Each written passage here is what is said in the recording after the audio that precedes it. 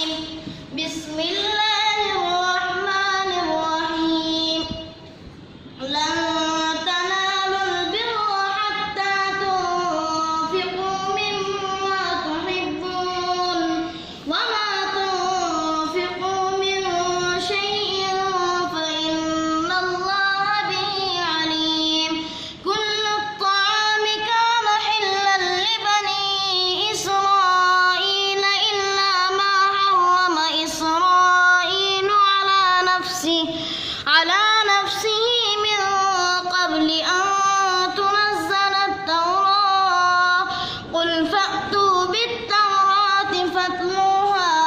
إن كنتم صادقين فمن افترى على الله الكذب من بعد ذلك فأولئك هم الظالمون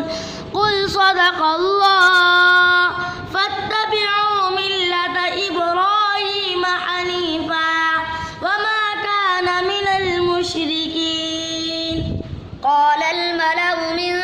قوم فرعون إن هذا لساحر عليم يريد أن يخرجكم من أرضكم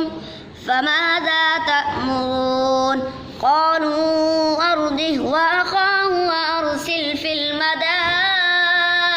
حاشرين يأتوك بكل ساحر عليم وجاء السحرة فرعون قالوا